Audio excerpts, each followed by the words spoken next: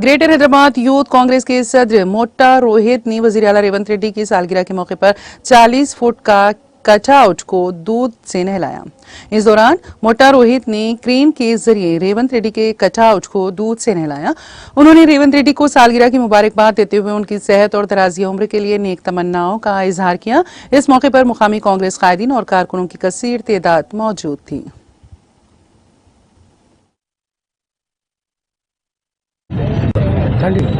దేశంలో ఎక్కడా లేని విధంగా ఈరోజు తెలంగాణ రాష్ట్రంలో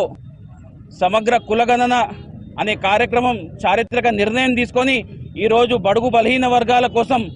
వారి అభ్యున్నతి కోసం బడుగు బలహీన వర్గాలు అభివృద్ధి చెందాలి బాగుపడాలనే ఒక సదుద్దేశంతో గౌరవ ముఖ్యమంత్రి రేవంత్ రెడ్డి గారు దేశంలో ఎక్కడా లేని విధంగా ఈరోజు తెలంగాణ రాష్ట్రంలో మరి ఇటువంటి చారిత్రక నిర్ణయం తీసుకున్నారు। కులగణనతో ఖచ్చితంగా బడుగు బలహీన వర్గాలందరికీ కూడా మేలు జరుగుతుందని చెప్పేసి తెలియజేస్తూ ఈరోజు అదే బడుగు బలహీన వర్గాల తరఫున మేమందరం కూడా బడుగు బలహీన వర్గాలకు సంబంధించిన వాళ్ళంగా సో వాళ్ళందరి తరఫున కూడా ఈరోజు మరి రేవంత్ రెడ్డి గారు ఇటువంటి నిర్ణయం తీసుకున్నందుకు వారికి కృతజ్ఞతలు ధన్యవాదాలు తెలపడానికి ఈరోజు ఇటువంటి కార్యక్రమం తీసుకున్నాము। రేవంత్ రెడ్డి గారికి పాలాభిషేకంతో మా కృతజ్ఞత తెలియజేసుకుంటున్నాము। కాబట్టి అదేవిధంగా ఈరోజు వారి పుట్టినరోజు సందర్భంగా యావత్ తెలంగాణలోని బడుగు బలహీన వర్గాల ప్రజలందరి తరఫున కూడా వారికి మరి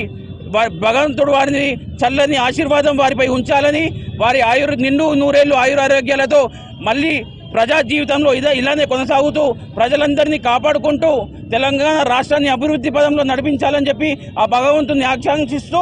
రేవంత్ రెడ్డి గారికి పుట్టినరోజు శుభాకాంక్షలు తెలియజేస్తూ అదేవిధంగా కొంతమంది నాయకులు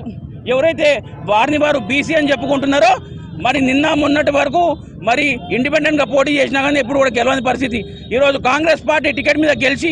రేవంత్ రెడ్డి గారి బొమ్మపై గెలిచి ఈరోజు రేవంత్